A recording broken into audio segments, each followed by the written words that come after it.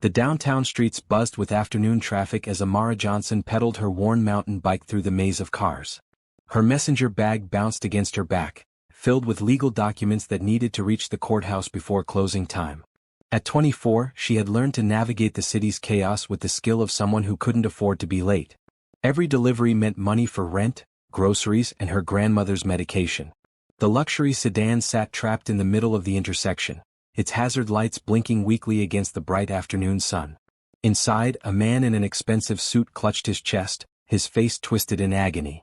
His mouth moved frantically as he tried to call for help, but the windows were up and no one could hear his desperate pleas. Dozens of people walked past the car. Some glanced curiously at the expensive vehicle, others checked their phones, but nobody stopped. The man's hands pressed against the glass, leaving smudged handprints as he tried to get someone's attention. His breathing became shallow and labored. Sweat beaded on his forehead as the pain in his chest intensified. Amara slowed her bike as she approached the intersection. Something felt wrong. The way the car sat motionless while traffic moved around it caught her attention. She squinted through the tinted windows and saw movement inside. A man was bent forward, one hand on his chest, the other fumbling with what looked like his phone. She stopped her bike and walked closer. The man inside looked up at her with desperate eyes. His lips moved, forming the word help, over and over. His face was pale and covered in sweat. Amara's heart raced as she realized what was happening. "Hey," she called out, tapping on the window.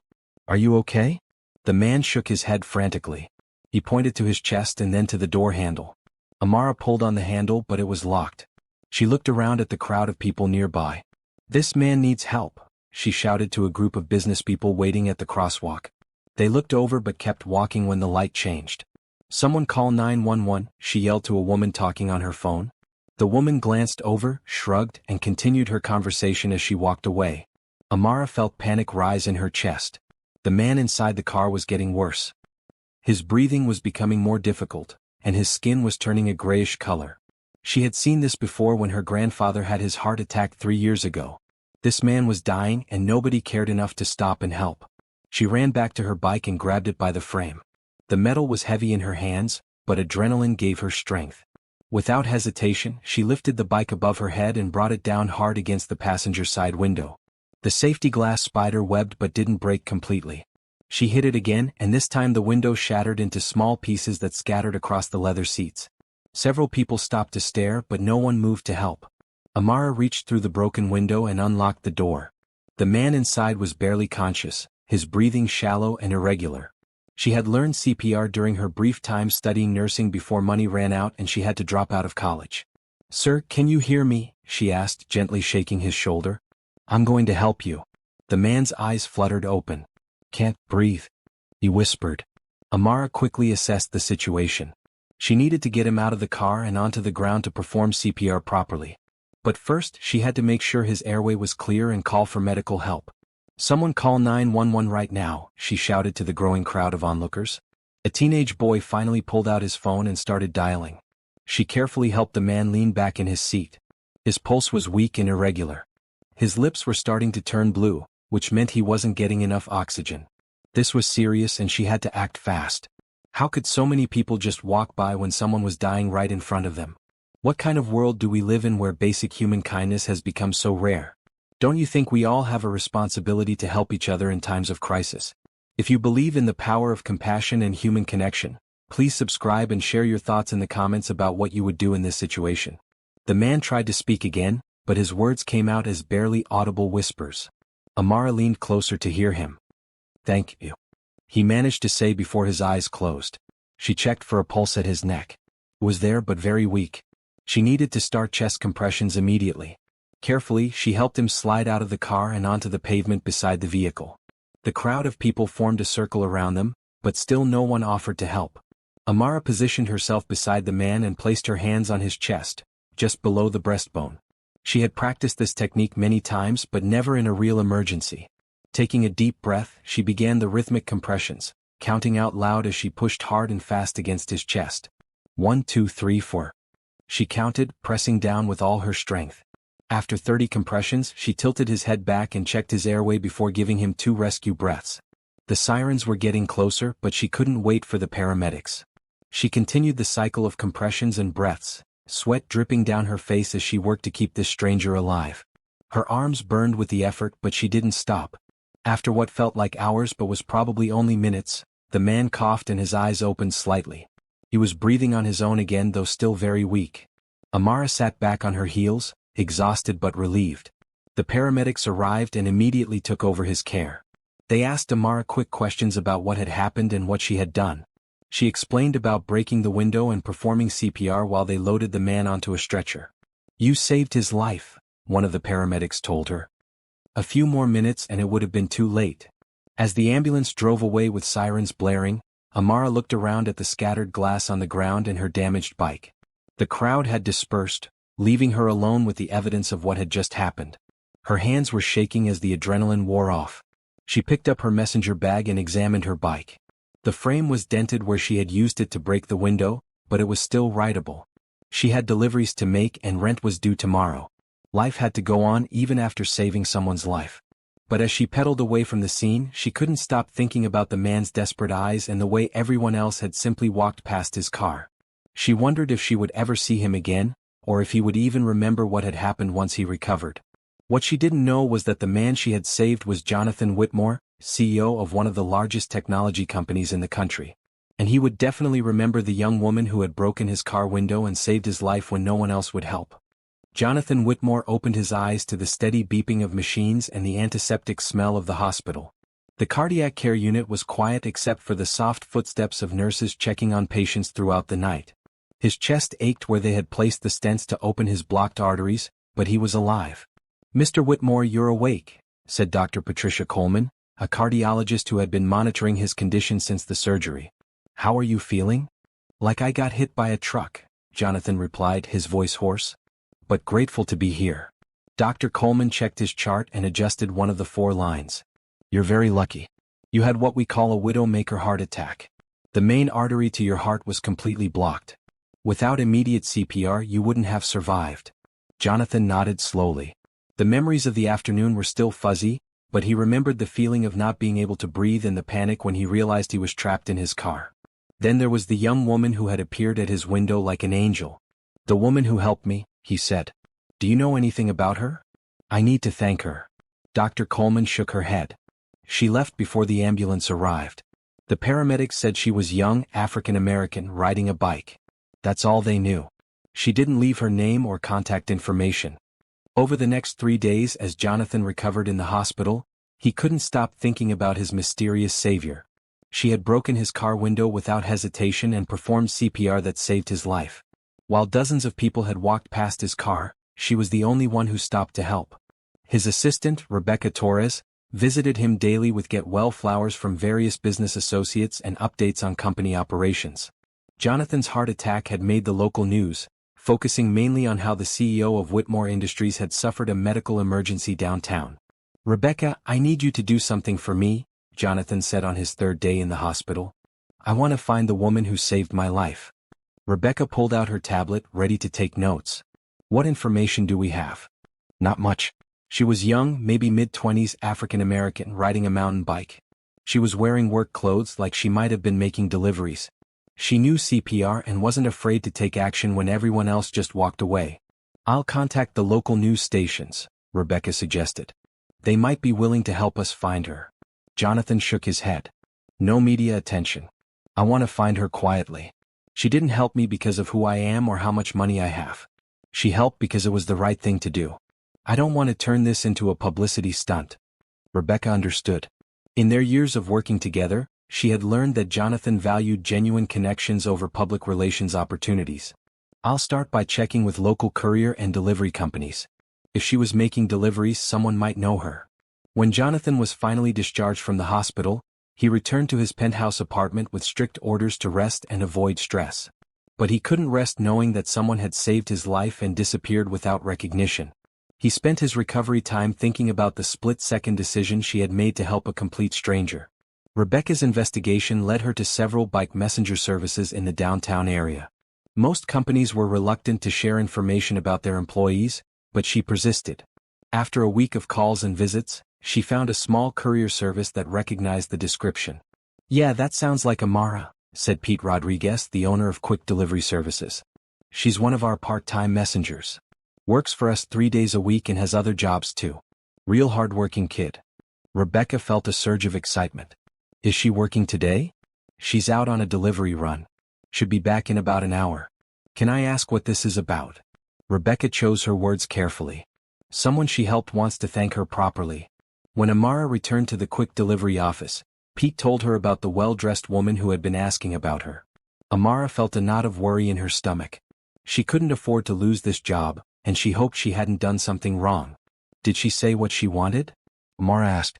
Just that someone wants to thank you for helping them. She left her card and asked you to call. Amara looked at the elegant business card. Rebecca Torres, Executive Assistant, Whitmore Industries. The name Whitmore sounded familiar, but she couldn't place it. The company address was in the financial district where she made deliveries sometimes. That evening, after finishing her shift at the restaurant where she worked as a server, Amara sat in her small apartment with her grandmother, Dolores Johnson. At 78, Dolores was still sharp and wise, though her health had been declining over the past year. Grandma, do you think I should call this number? Amara showed her the business card. Dolores examined the card with her reading glasses. Whitmore Industries. That's a big company, baby. What did you do to get their attention? Amara told her grandmother about the man in the car and how she had broken the window to save him. She had mentioned it briefly when it happened, but she hadn't made a big deal about it. To her, it was just the right thing to do. And you think this might be connected to that man you helped? Maybe. But I don't understand why he would be looking for me. I didn't do anything special.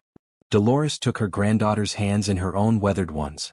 Child, you saved someone's life. That's not nothing. That's everything.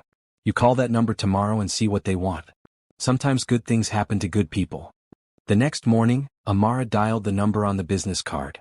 Rebecca answered on the second ring and immediately asked if they could meet for lunch. Her excitement was obvious, and it made Amara curious about what this was really about. They met at a small cafe near Amara's apartment. Rebecca was professionally dressed and clearly from a different world, but she was warm and friendly. She explained that her boss wanted to thank Amara personally for helping him during a medical emergency. He had a heart attack in his car downtown last week, Rebecca explained. You broke his window and performed CPR. The doctor said you saved his life.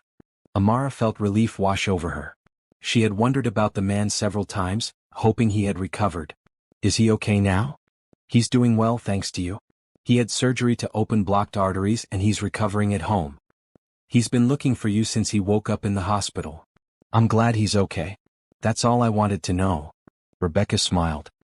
He'd like to meet with you if you're willing. He wants to thank you properly for what you did. Amara hesitated. She had grown up learning to be cautious about people with money and power. They usually wanted something in return for their gratitude.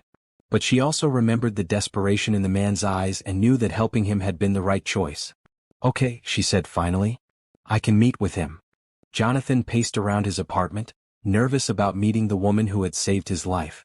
Rebecca had arranged for Amara to visit his penthouse that afternoon, and he found himself changing clothes twice, unsure of how to dress for such an unusual occasion. The apartment's floor-to-ceiling windows offered a stunning view of the city skyline, but Jonathan barely noticed the scenery he usually enjoyed. He was thinking about what he would say to someone who had given him a second chance at life without expecting anything in return. When the doorman called to announce Amara's arrival, Jonathan's heart rate increased slightly. He reminded himself to stay calm, considering his recent cardiac event. Dr. Coleman had cleared him for light activities, but stress was still something he needed to manage carefully. Amara stepped off the elevator into the marble-floored lobby of the penthouse. She had never been in a place so luxurious. Crystal chandeliers hung from the ceiling, and original artwork lined the walls. She felt out of place in her simple black dress and cardigan, the nicest outfit she owned. Jonathan opened the door before she could knock. He was taller than she remembered, with graying hair at his temples and kind blue eyes. He looked much healthier than when she had last seen him lying unconscious on the pavement. Amara, he said, extending his hand. I'm Jonathan Whitmore. Thank you for coming. She shook his hand, noting how different he seemed from the desperate man she had pulled from the car. I'm glad you're feeling better, Mr. Whitmore. Please call me Jonathan. And please come in. He gestured toward the living room, where he had arranged for coffee and pastries from the city's best bakery. They sat across from each other on comfortable leather chairs, the afternoon sunlight streaming through the large windows. Jonathan studied her face, trying to reconcile this poised young woman with the fierce guardian angel who had saved his life. "I owe you everything," he began. "The doctors told me that without your quick thinking and CPR, I wouldn't have survived. You literally gave me my life back." Amara shifted uncomfortably in her chair. Anyone would have done the same thing. "But they didn't," Jonathan said gently. "There were dozens of people on that street and you were the only one who stopped to help. That says something about who you are as a person. I couldn't just walk away and let someone die. My grandfather had a heart attack a few years ago and I learned CPR after that. I never thought I'd actually need to use it." Jonathan leaned forward slightly. "Tell me about yourself, Amara. Rebecca mentioned you work several jobs." Amara hesitated, unsure how much to share with this wealthy stranger. But something about his genuine interest encouraged her to open up. "I work for a courier service 3 days a week, and I wait tables at Romano's restaurant the other nights. I'm saving money to go back to school." "What do you want to study?" "I started a nursing program a few years ago, but I had to drop out when my grandmother got sick. Her medical bills and medications are expensive, and I needed to work full-time to help support us." Jonathan listened carefully, recognizing the weight of responsibility this young woman carried. He thought about his own privileged upbringing and the opportunities that had always been available to him. "What kind of nursing interests you?" "Emergency medicine originally. I like helping people in crisis situations. But honestly, any nursing job would be good. It's stable work and I could make enough money to take better care of my grandmother." "How long would it take you to finish the program?" "About 2 years if I went back full-time. But I can't afford to stop working, so it would probably take longer doing it part-time." Jonathan was quiet for a moment, processing what he had learned. This woman had saved his life while carrying financial burdens that would overwhelm most people. She had dreams and goals but was sacrificing them to care for her family. "Amara, I want to do something for you. It's the least I can do to show my gratitude." She immediately shook her head. "That's not necessary. I didn't help you expecting anything in return. I know that, and it's exactly why I want to help. You have the character and compassion that my company needs. I'd like to offer you a job at Whitmore Industries." Amara stared at him in surprise. "Mr. Whitmore?" "Jonathan. I don't have experience in technology or business. I wouldn't know how to do that kind of work." "You'd learn. We have training programs for new employees, and I'd personally ensure you get the support you need. The position would pay 3 times what you're making now with your current jobs combined, plus full health benefits for you and your grandmother." The offer was overwhelming. Amara's mind raced with the possibilities. She could pay off her grandmother's medical debts, afford proper care for her condition, and maybe even start saving for school again. But it seemed too good to be true. "What kind of position?" she asked cautiously. "We'll start you in our community outreach department. You'd help coordinate our charitable programs and volunteer initiatives. Your nursing background and people skills would be valuable for organizing health fairs and medical assistance programs." It sounded perfect, almost like a dream job. But Amara had learned to be skeptical of offers that seemed too good to be true. "Why would you do this for me?" Jonathan smiled. "Because you showed me something important about the kind of person I want to be and the kind of people I want around me. You acted with courage and compassion when it mattered most. Those are qualities that can't be taught." "I need some time to think about it," Amara said. "Of course. Take all the time you need."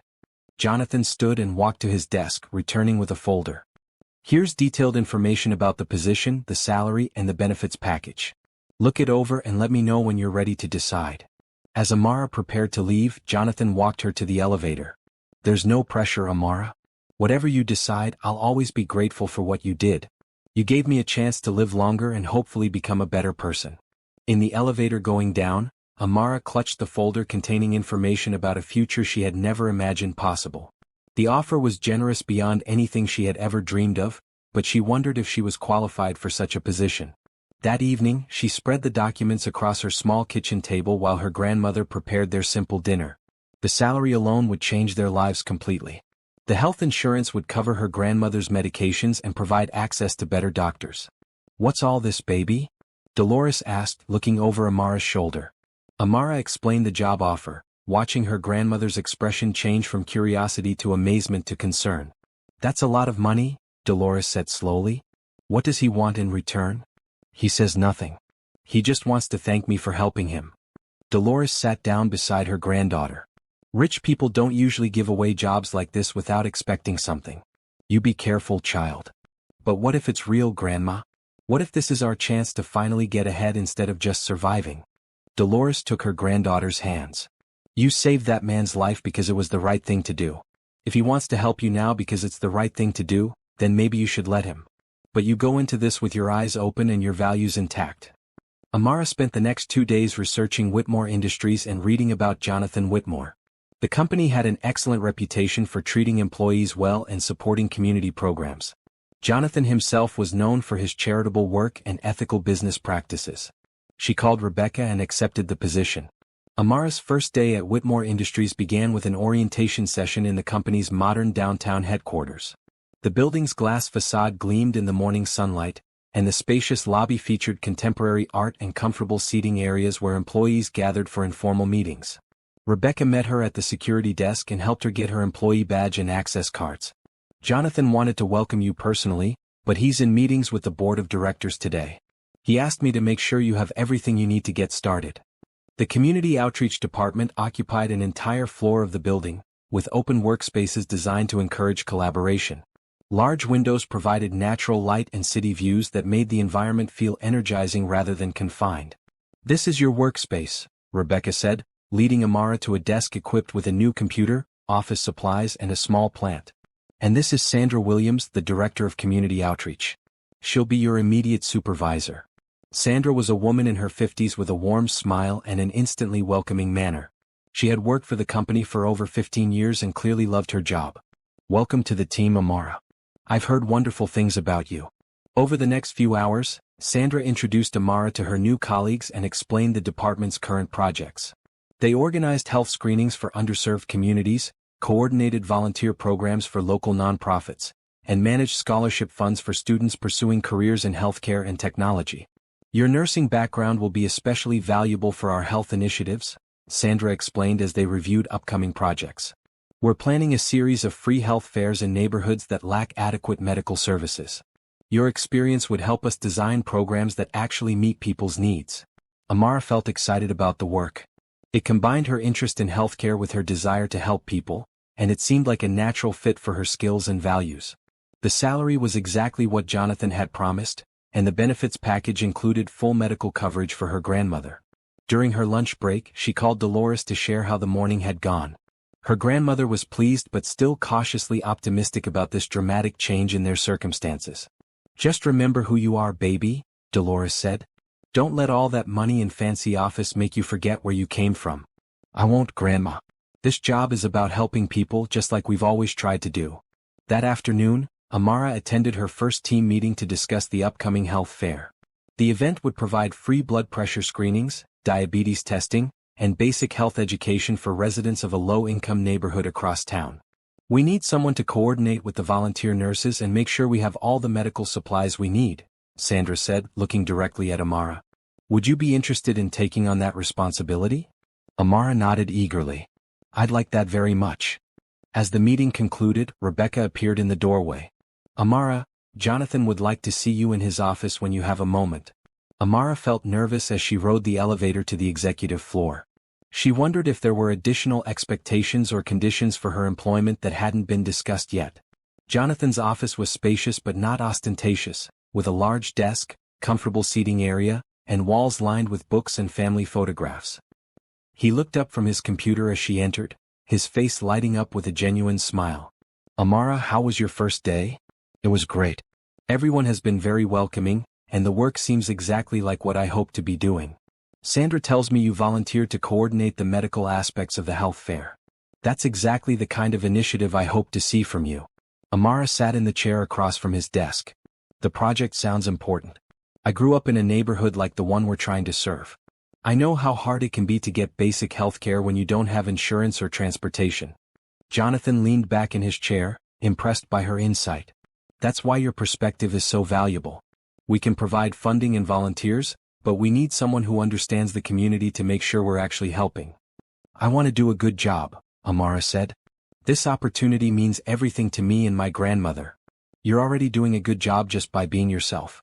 Don't try to become someone different just because you work here now. As they talked, Amara began to relax. Jonathan seemed genuinely interested in her ideas and opinions, treating her as a valued team member rather than someone who owed him gratitude. I have a confession to make, Jonathan said. I've been wanting to get more personally involved in our community programs, but I never knew where to start. Would you mind if I volunteered at the health fair? I could help with registration or whatever you need. Amara was surprised by the request. You want to volunteer at our event? I spend too much time in boardrooms and not enough time with the people our company is supposed to serve. This might be a good way to start changing that. We can always use more volunteers. But are you sure you're up for it? It's only been a few weeks since your heart attack. Jonathan appreciated her concern. Dr. Coleman cleared me for normal activities, and she thinks community involvement might actually be good for my recovery. Less stress, more meaningful work. Over the following weeks, Amara threw herself into planning the health fair. She contacted local clinics to recruit volunteer nurses and doctors, arranged for medical equipment donations, and designed health education materials that would be accessible to people with limited English skills or low literacy levels. Jonathan stopped by her desk regularly to check on her progress and offer support. He was impressed by her thoroughness and creativity in solving logistical challenges. She had a natural ability to anticipate problems and develop practical solutions. How did you learn to be so organized? He asked one afternoon as she showed him her detailed planning spreadsheets. When you're managing multiple jobs and taking care of someone else, you have to be organized or everything falls apart, she replied. Jonathan realized that this young woman had been developing executive-level skills through necessity long before she had an executive-level job. Her life experiences had taught her things that business school couldn't provide. As the health fair approached, Amara worked longer hours to ensure every detail was perfect. She stayed late reviewing supply lists and confirming volunteer schedules, determined to prove herself worthy of the trust Jonathan had placed in her. One evening, as she was preparing to leave the office around 8 o'clock, she found Jonathan waiting by the elevator. "Working late again?" he asked. "Just making sure everything is ready for Saturday." "You know, there's something I wanted to tell you," Jonathan said as they rode down together. "Hiring you was one of the best decisions I've made in years. Not just because I wanted to thank you, but because you're genuinely talented at this work." Amara felt a warm glow of pride and accomplishment. For the first time since accepting the job, she began to believe that she truly belonged here. "Thank you," she said simply. "That means a lot coming from you." As they walked out of the building together into the cool evening air, neither of them noticed how natural it felt to spend time together, or how much they had both begun to look forward to their daily conversations. The health fair was held in the community center of the Riverside neighborhood, an area where many families struggled with poverty and limited access to healthcare. Amara arrived early Saturday morning to oversee the setup, her clipboard in hand and her mind focused on the dozens of details that needed to come together perfectly. Jonathan appeared shortly after she did, dressed in casual clothes and ready to work. Amara had to admit she was impressed that he had actually shown up, and even more impressed when he immediately started helping volunteers arrange tables and hang banners without being asked. "Where do you want me?" he asked, approaching her with a smile. "Registration table," she replied, handing him a stack of forms and a box of name tags. "Every person who comes in needs to fill out basic information and get one of these stickers indicating which services they want." For the next 6 hours, Jonathan worked alongside volunteers from the community, many of whom had no idea who he was. He checked people in, helped elderly residents fill out forms, and even entertained children while their parents waited for screenings. Amara moved throughout the event, coordinating between different stations and solving problems as they arose. She had prepared for almost every contingency, and the day flowed smoothly from start to finish. Over 200 people received free health services, many for the first time in years. During a brief break, Sandra approached Amara with obvious pride. "This is the most successful health fair we've ever organized. The feedback from the community has been overwhelmingly positive." "Everyone worked really hard to make it happen," Amara replied, deflecting the praise. "Don't be modest. You coordinated this entire event and it shows. The attention to detail, the cultural sensitivity, the efficiency of the whole operation. It's professional-level work." As the day ended and volunteers began cleaning up, Jonathan found Amara stacking chairs in the main room. She looked tired but satisfied, her hair slightly disheveled from the long day but her eyes bright with accomplishment. "So," he said, helping her with the chairs, "how do you think it went?" "Better than I hoped. We helped a lot of people today." "You helped a lot of people today. This was your vision and your planning that made it work." They worked in comfortable silence for a few minutes, the easy rhythm of shared labor creating a sense of partnership between them. When the last chair was stacked, they stood in the empty community center, both feeling the satisfaction of a job well done. "I have an idea," Jonathan said. "There's a little restaurant not far from here that I've heard makes great soul food. Would you like to get dinner and celebrate what we accomplished today?" Amara hesitated. Having dinner together felt different from working together, more personal somehow. But she was hungry, and she had to admit she enjoyed Jonathan's company. "Okay," she said. "But I'm buying. It's my neighborhood, my event." Jonathan smiled. "Deal." The restaurant was small and crowded, with checkered tablecloths and the smell of home-cooked meals filling the air. They found a corner table and ordered fried chicken, mac and cheese, and collard greens from a waitress who clearly knew Amara. "So this is where you grew up?" Jonathan asked, looking around at the comfortable, lived-in atmosphere. "3 blocks from here. My grandmother still lives in the same apartment she moved into 40 years ago." "What was it like?" Amara considered the question. "Hard sometimes but good. People looked out for each other. When my parents died in a car accident when I was 8, the whole neighborhood helped my grandmother raise me. Mrs. Patterson next door taught me to cook. Mr. Johnson across the hall helped me with math homework. It takes a village, you know." Jonathan listened carefully, recognizing how different her childhood had been from his own privileged upbringing in exclusive suburbs and private schools. "It sounds like you had something I never experienced. A real community. What was your childhood like?" "Lonely mostly. Big house, private tutors, parents who were always working or traveling. I had every material advantage but not much genuine connection with other people." "Is that why you never married?" Amara asked, then immediately regretted the personal question. "Sorry, that's none of my business." "No, it's okay. I came close once in my 30s. But she was more interested in my money than in me. It made me cautious about relationships."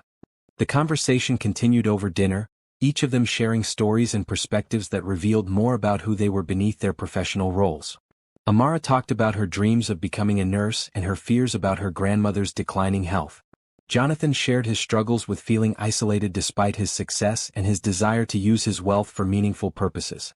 "Can I ask you something?" Amara said as they finished their meal. "Why did you really offer me this job? And please don't say it was just gratitude." Jonathan was quiet for a moment, choosing his words carefully. "You reminded me of something I had forgotten about myself.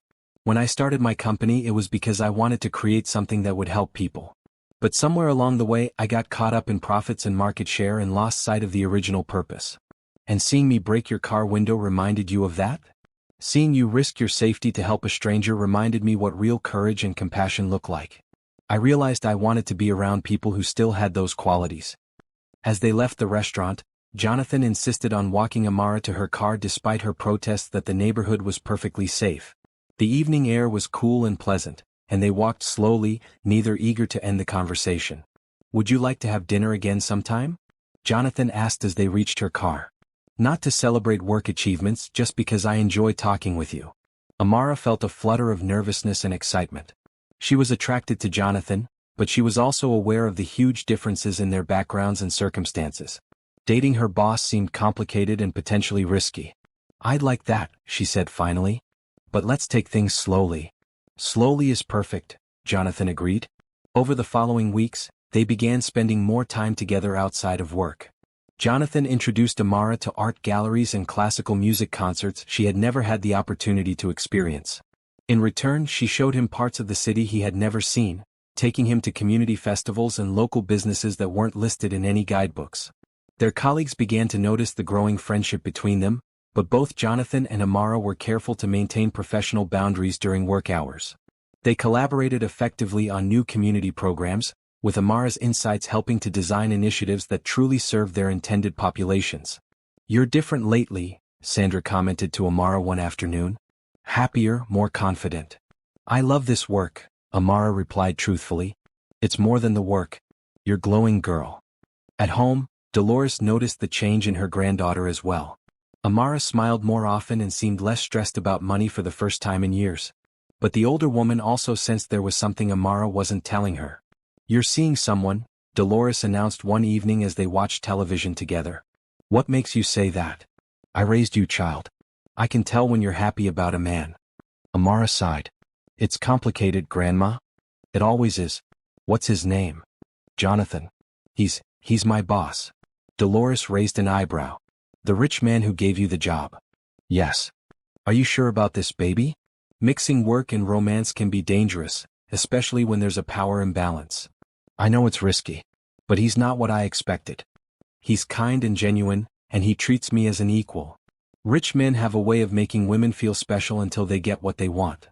This is different, Amara insisted, though she understood her grandmother's concerns. I hope so, Dolores said. But you be careful with your heart. As autumn arrived, Amara and Jonathan's relationship continued to deepen. They discovered shared values and complementary strengths that made them effective partners both professionally and personally. But they also knew that their growing feelings for each other would eventually force them to confront the complications of their different worlds. Are you finding yourself invested in Amara and Jonathan's developing relationship? The story is about to take some challenging turns that will test everything they've built together. Subscribe now and let us know in the comments whether you think they can overcome the obstacles ahead. The first sign of trouble came during the monthly executive meeting when board member Richard Sterling questioned the community outreach department's expanded budget. Jonathan had proposed increasing funding for health programs based on the success of Amara's initiatives, but several board members expressed skepticism about the return on investment. We're a technology company, not a healthcare charity, Sterling said, his voice carrying the authority of someone who had been making business decisions for decades. These programs might make us feel good, but they don't contribute to our bottom line. Jonathan defended the programs vigorously, explaining how community engagement enhanced the company's reputation and attracted top talent who wanted to work for a socially responsible organization. But he could see doubt in the faces around the conference table. After the meeting, Sterling approached Jonathan privately. I've heard rumors that you're personally involved with the young woman who runs these programs. Please tell me that's not influencing your judgment about company resources. Amara is an excellent employee who has exceeded every expectation, Jonathan replied firmly. Her personal relationship with me has nothing to do with her professional performance. So there is a personal relationship. Jonathan realized he had revealed more than he intended. That's not relevant to this discussion. It's absolutely relevant. You're talking about spending hundreds of thousands of dollars on programs designed by someone you're romantically involved with. How does that look to investors and shareholders? The conversation troubled Jonathan more than he wanted to admit. He had always prided himself on making business decisions based on merit and results, not personal feelings. But he also couldn't deny that his growing love for Amara made him want to support her work even more enthusiastically. Meanwhile, Amara was facing her own challenges in the office. Some of her colleagues had begun to treat her differently, with a subtle coolness that suggested they suspected her rapid advancement had more to do with her relationship with the CEO than her abilities.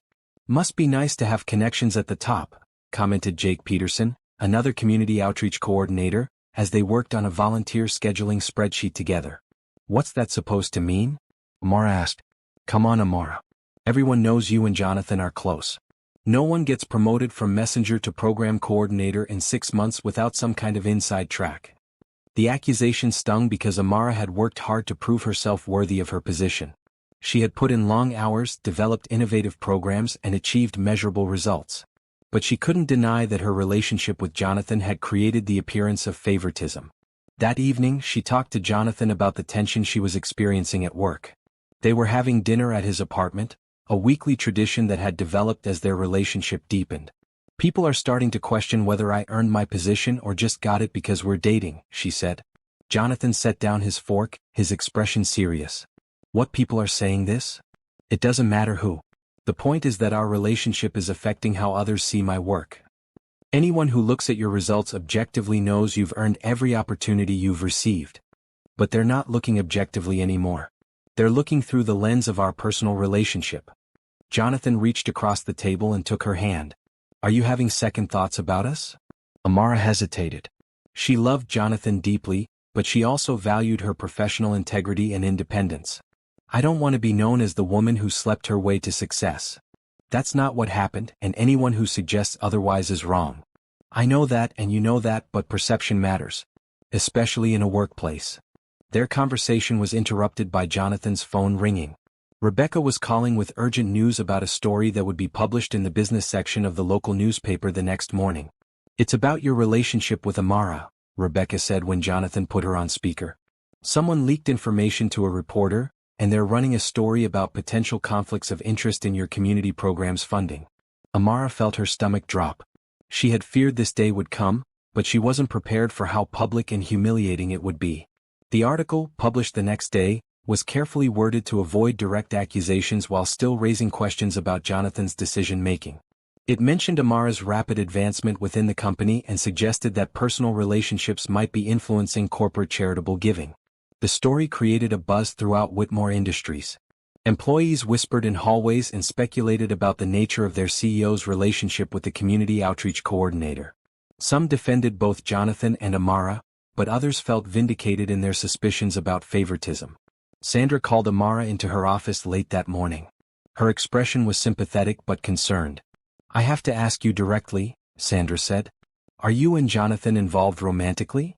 Amara had prepared for this conversation, but it was still difficult to have. "Yes, we are." "How long has this been going on?"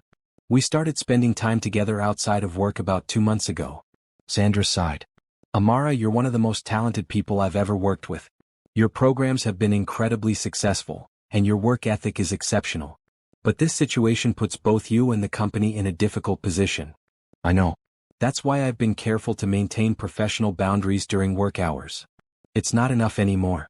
The board is going to be asking questions, and there will be scrutiny of every decision Jonathan makes regarding your employment or your programs."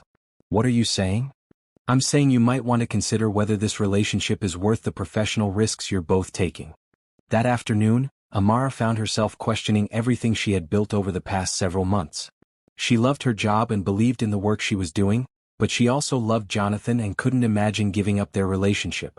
She was still wrestling with these thoughts when Jonathan appeared at her desk just before closing time. "Can we talk?" he asked quietly. They went to his office and closed the door. Jonathan looked tired and stressed, his usual confident demeanor replaced by uncertainty. "The board wants to meet with me tomorrow to discuss the article," he said. "They're concerned about potential conflicts of interest and the company's reputation." "What are you going to tell them?"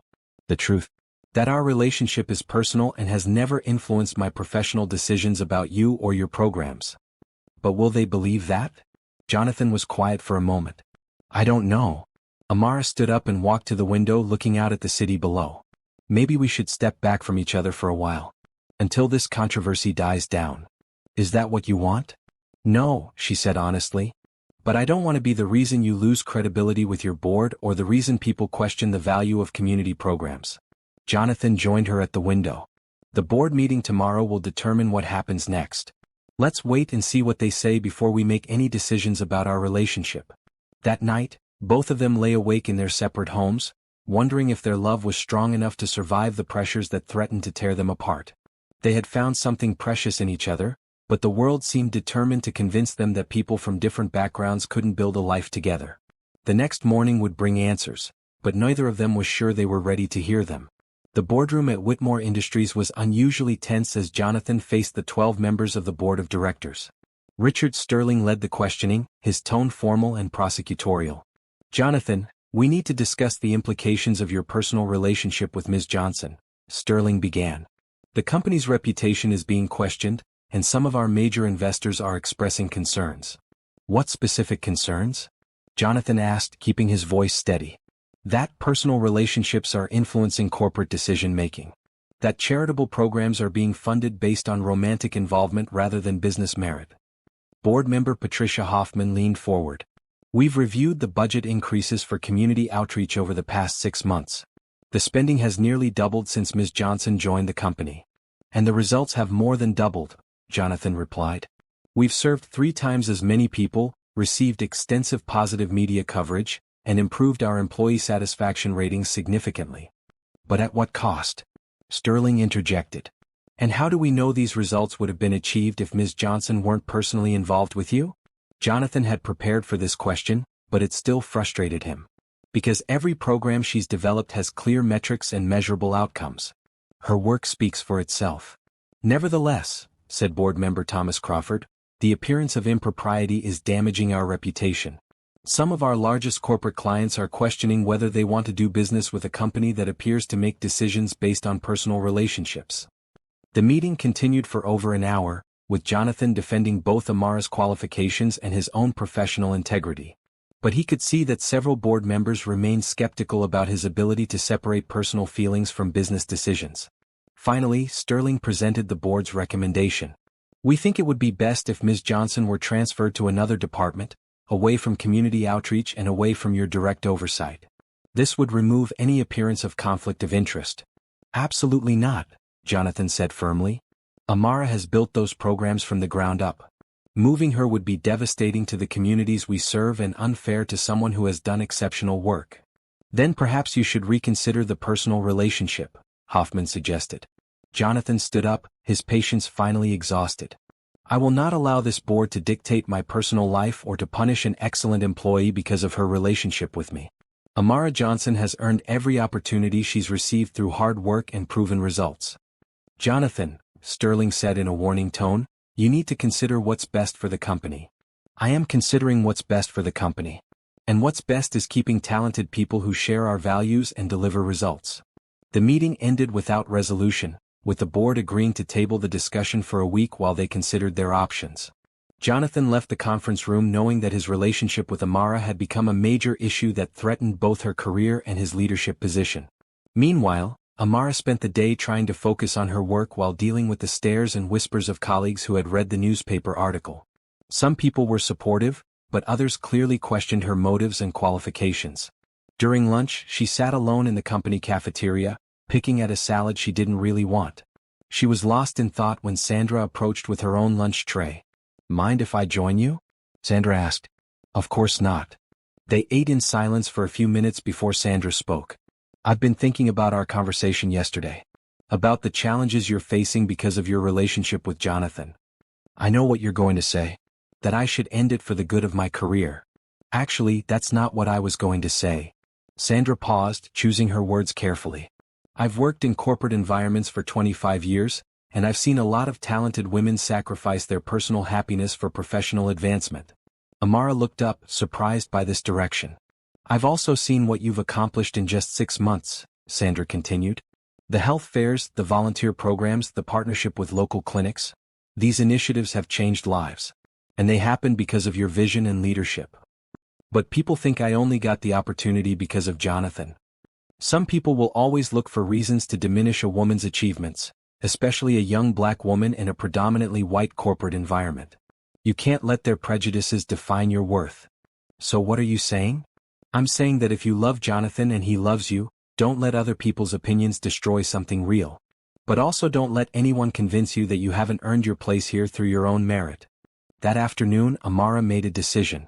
She requested a meeting with the Human Resources Director to discuss the situation directly.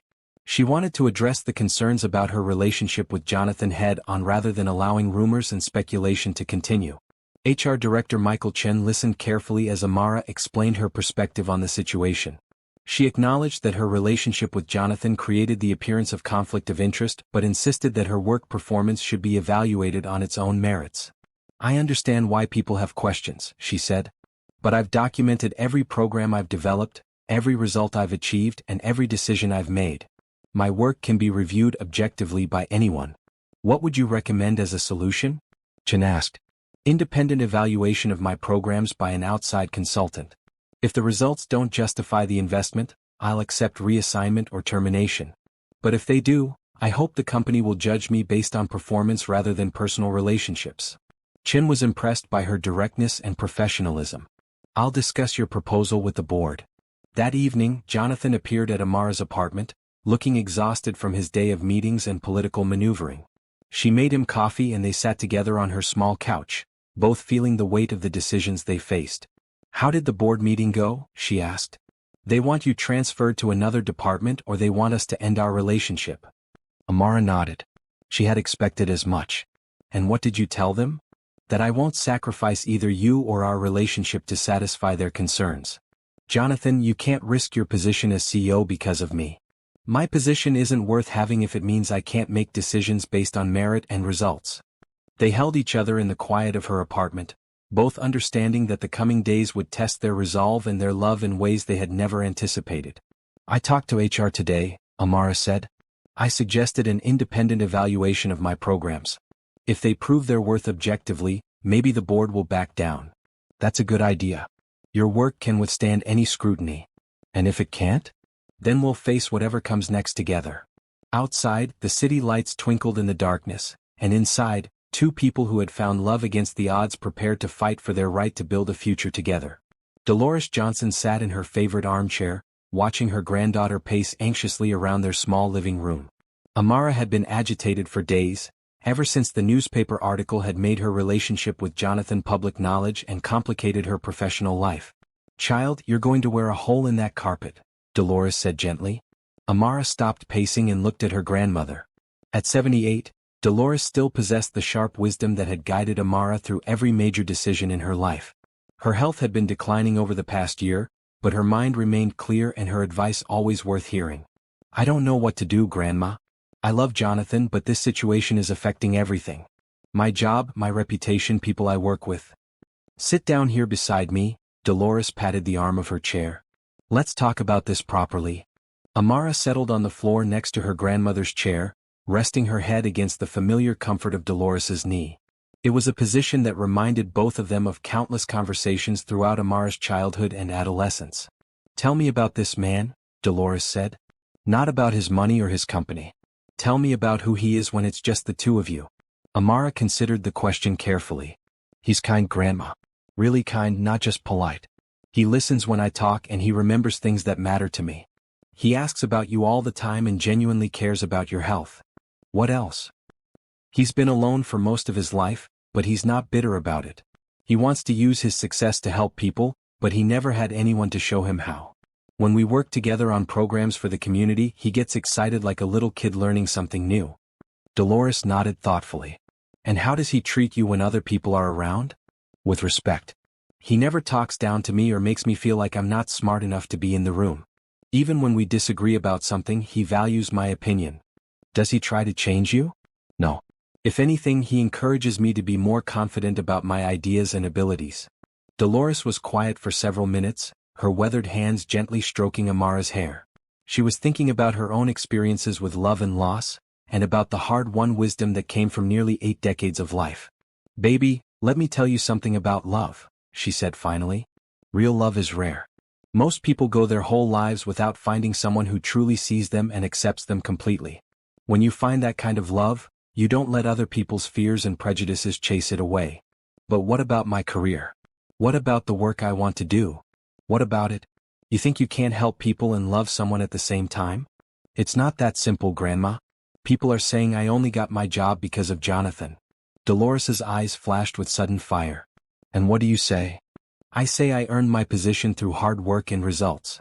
"Then why are you letting other people's ignorance make you doubt yourself?" Amara looked up at her grandmother, surprised by the strength in her voice. "Child, I lived through segregation and integration, through times when black women couldn't get jobs no matter how qualified they were. I watched your grandfather struggle to provide for his family despite having more skill and intelligence than the white men who got promoted ahead of him." Dolores leaned forward, her voice becoming more intense. "You think I don't know what it's like to have people question whether you deserve what you've achieved? You think I don't understand how it feels to have your accomplishments minimized because of who you are? Of course you do. I'm sorry, I didn't mean."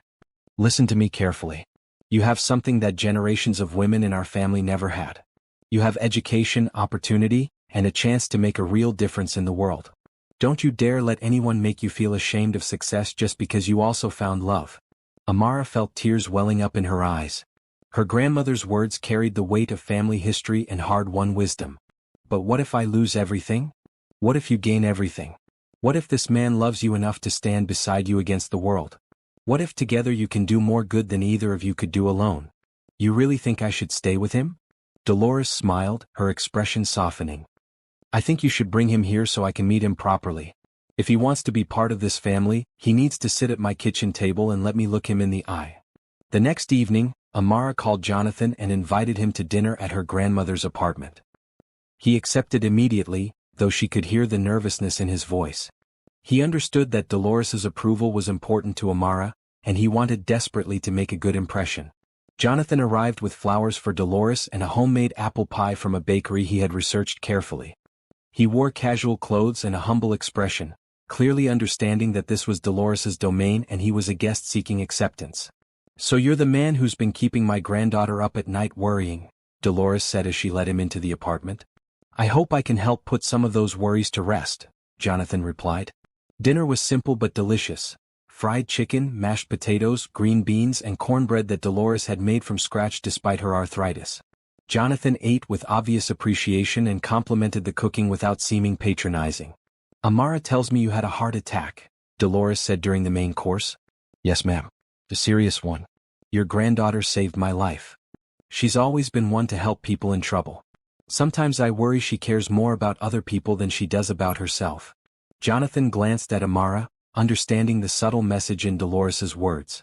"I care about her happiness and her success. I never want to be the reason she doesn't achieve her dreams." "And what are those dreams in your opinion?" "To help people, especially people who don't have access to good healthcare. To use her nursing skills and her understanding of community needs to make a real difference in people's lives." Dolores nodded approvingly. "That's right. And how do you fit into those dreams?" Jonathan set down his fork and looked directly at Dolores. "I hope to support them in every way I can. To provide resources and opportunities, but also to learn from her about what it means to serve others." After dinner, while Amara washed dishes, Dolores asked Jonathan to sit with her in the living room. She wanted to speak with him privately, and he sensed this was the real test of the evening. "That girl is the most precious thing in my life," Dolores said without preamble. "I raised her from the time she was 8 years old, and I've watched her overcome obstacles that would have broken most people. I can see how much you love her. Do you love her?" "Yes, ma'am. More than I've ever loved anyone. Enough to protect her from people who want to hurt her because of who you are?" Jonathan met her steady gaze. "I'm trying to learn how to do that. I've never had to deal with this kind of situation before. Rich white men usually don't," Dolores said dryly.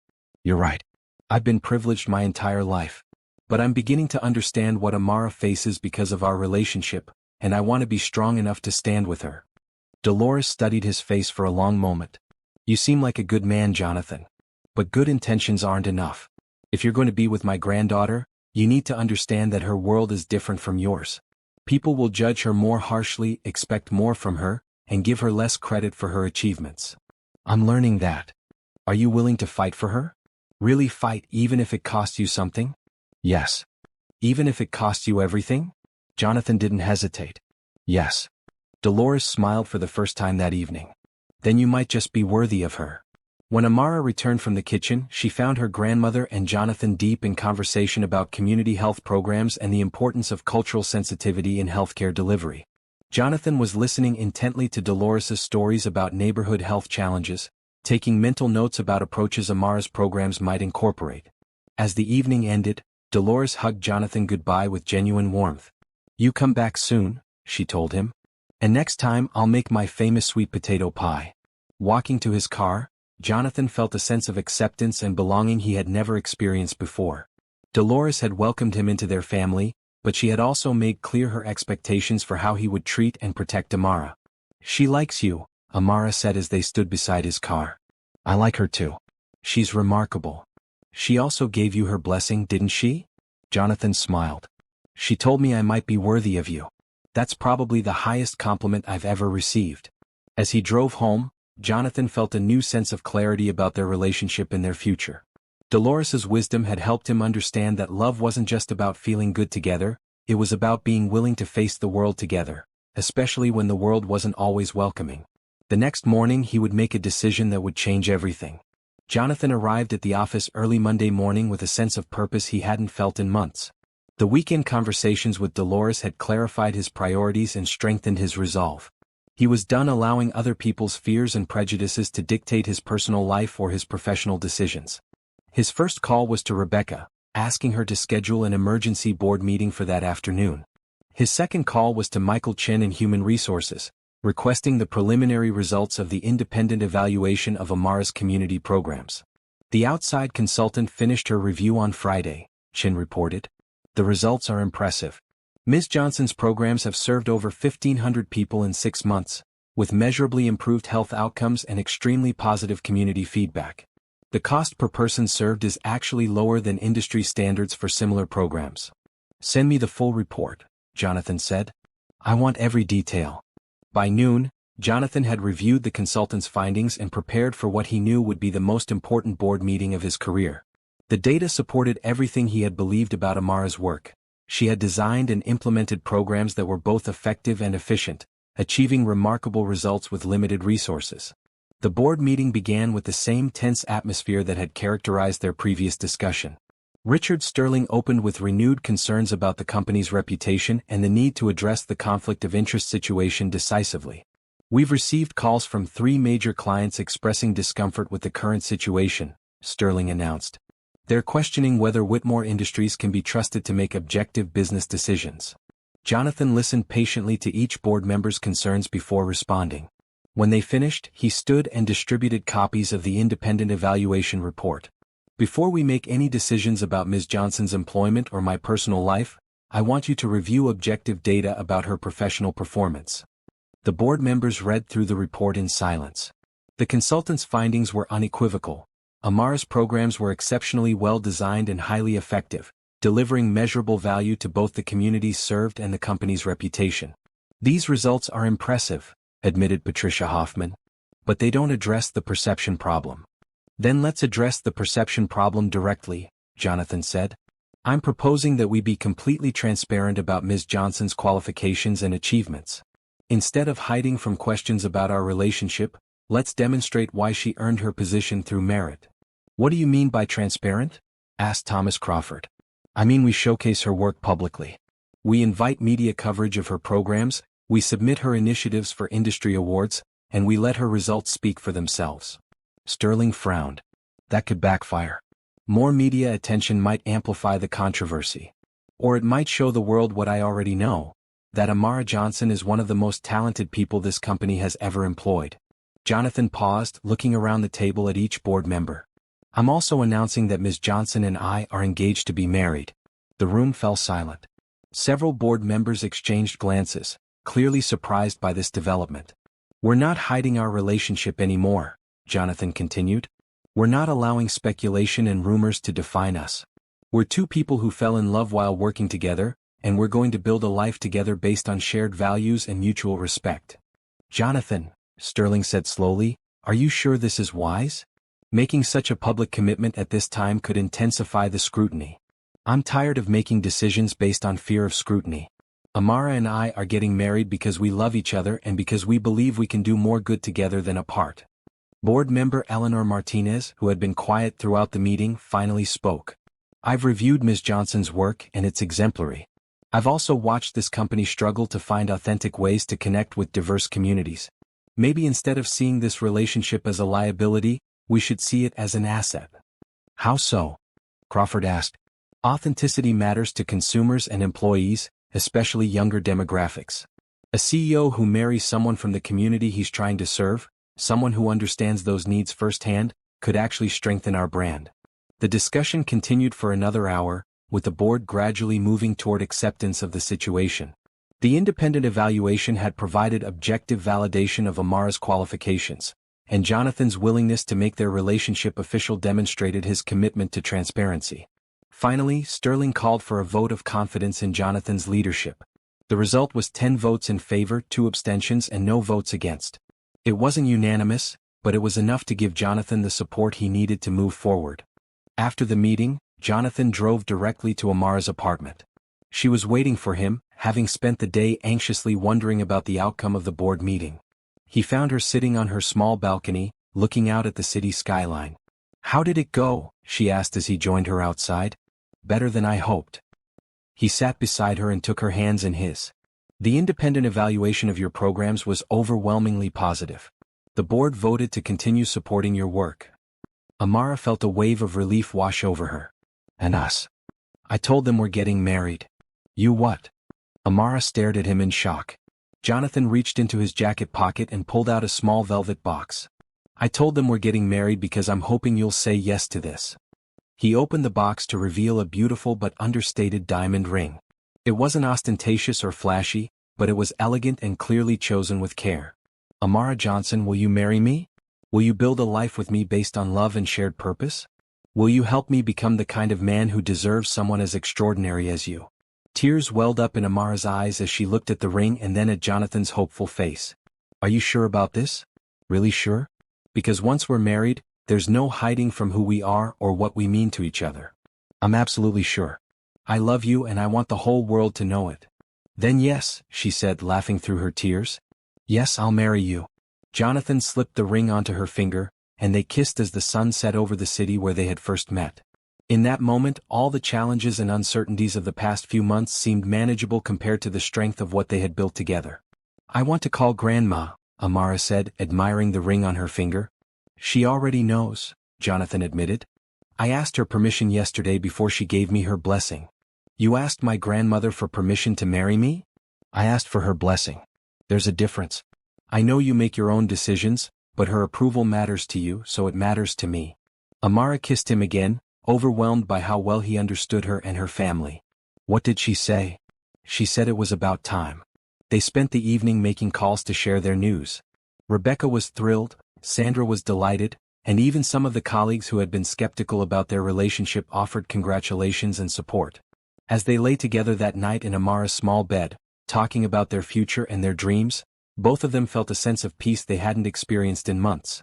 They had faced the challenges of their different backgrounds and survived. They had weathered criticism and doubt. Now they were ready to build something beautiful together. I have one condition for our marriage, Amara said sleepily. Anything. I want to keep working. I want to expand the community programs and maybe start that nursing degree again part-time. I wouldn't have it any other way. And I want us to live modestly. Not in poverty but not in a mansion either. I want to remember where we came from. Deal. As long as we have room for your grandmother when she's ready to move in with us. Amara smiled in the darkness. I love you, Jonathan Whitmore. I love you too, future Mrs. Whitmore.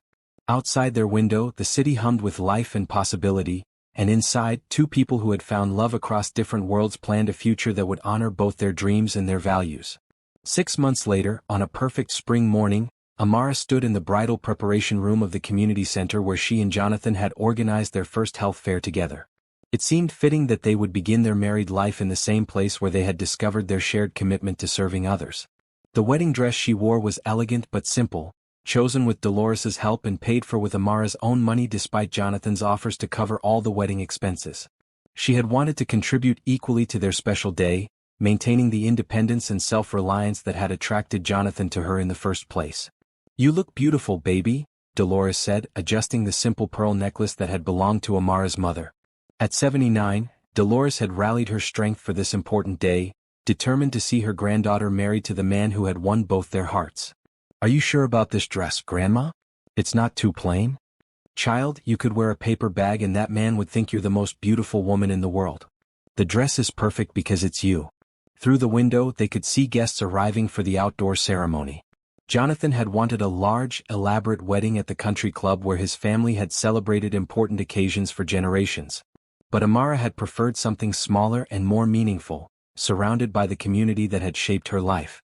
The guest list reflected their compromise: family and close friends from both their worlds, along with colleagues from Whitmore Industries and neighbors from Amara's childhood community. Sandra was there with her husband, beaming with pride at her protégé's happiness. Rebecca had flown in from her vacation to serve as Jonathan's unofficial wedding coordinator. Even some of the people they had helped through community programs had come to celebrate with them. Dr. Coleman, Jonathan's cardiologist, sat in the front row with a satisfied smile. She had watched her patient transform from a stressed, isolated executive into a man whose improved health reflected his improved happiness. The heart attack that had brought Amara and Jonathan together had ultimately saved more than just his life. It's time, said Pastor Williams from the neighborhood church where Dolores had worshipped for 40 years. He would be performing the ceremony, another choice that honored Amara's roots while welcoming Jonathan into her community. Amara walked down the simple aisle between rows of folding chairs, her arm linked with Pete Rodriguez from the courier service, who had offered to escort her when he learned she had no father to fill that role. The gesture had moved both Amara and Jonathan deeply, representing the kind of chosen family that had sustained Amara throughout her life. Jonathan waited at the altar in a navy suit, his face glowing with joy as he watched his bride approach. Beside him stood his best man, Michael Chen from Human Resources, who had become a close friend during the months of navigating workplace challenges together. The ceremony was brief but meaningful, with vows that Amara and Jonathan had written themselves. They promised to support each other's dreams, to face challenges together, and to use their combined resources and talents to help others whenever possible. You may kiss the bride, Pastor Williams announced, and Jonathan did so with tender joy while their guests erupted in applause and cheers. The reception was held in the same community center, decorated simply with flowers from local gardens and tables laden with food prepared by neighborhood cooks who had insisted on contributing to the celebration. It was exactly the kind of authentic, community-centered event that reflected their values and their love. During the dinner, Jonathan stood to make a toast that surprised even Amara with its heartfelt eloquence. 8 months ago, I thought success meant profit margins and market share, he began. I was wrong. Success means finding someone who makes you want to be better than you ever imagined you could be. It means building something together that matters more than anything you could build alone. He looked directly at Amara, his voice growing stronger. My wife taught me that courage isn't about making bold business decisions in boardrooms. It's about breaking car windows to save strangers. It's about choosing hope over fear and love over safety. The applause was enthusiastic and genuine, coming from people who had watched their relationship develop and had seen how they brought out the best in each other. As the evening progressed, Amara and Jonathan moved among their guests, thanking everyone for sharing their special day. They were particularly touched when several board members from Whitmore Industries approached them to offer not just congratulations, but genuine apologies for the skepticism they had initially faced. We were wrong to question your relationship, Patricia Hoffman told them. Watching you work together over these past months, seeing the results you've achieved, it's clear that you make each other stronger. Richard Sterling, who had been Jonathan's most vocal critic, surprised everyone by presenting them with a wedding gift. A check made out to the Whitmore Johnson Foundation, the charitable organization they plan to establish together.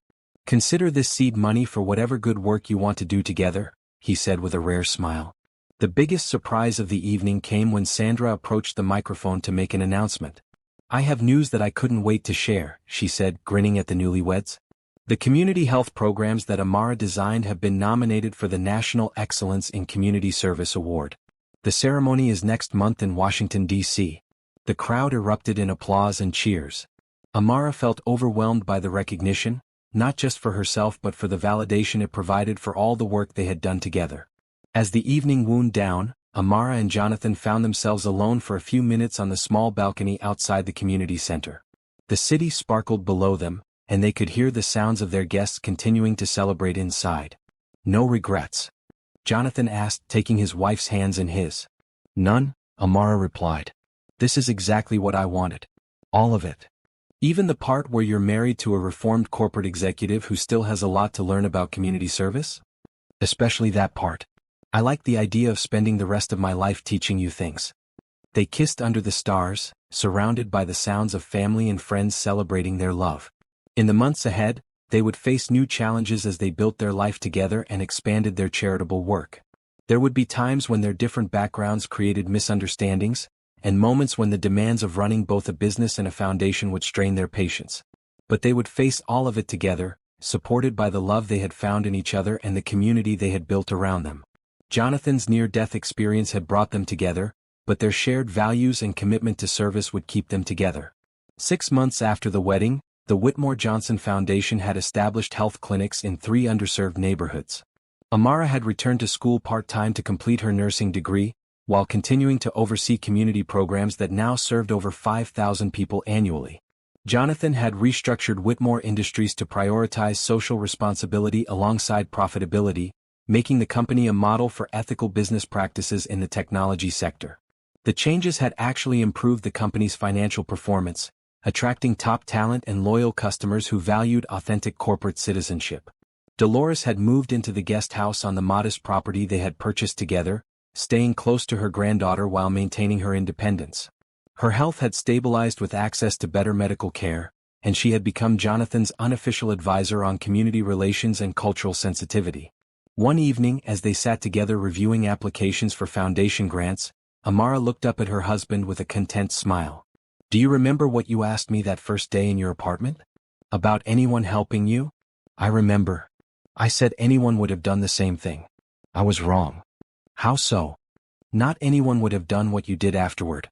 Not everyone would have seen past their own gratitude to recognize what really mattered. You didn't just thank me for saving your life. You helped me build the life I wanted to live. Jonathan reached across their desk and took her hand, the simple gold wedding band catching the light. We helped each other build the lives we wanted to live. Outside their window, the city continued its endless rhythm of challenge and opportunity, hope and struggle. But inside their home, Two people who had found love across different worlds continued the work of making their community a little bit better, one person at a time. Their story had begun with a moment of crisis and a choice to help a stranger. It had grown into something neither of them could have imagined. A partnership that honored both their differences and their shared dreams, proving that love and service could transform not just individual lives, but entire communities. And in the end, that transformation was the greatest gift they could give to the world that had brought them together.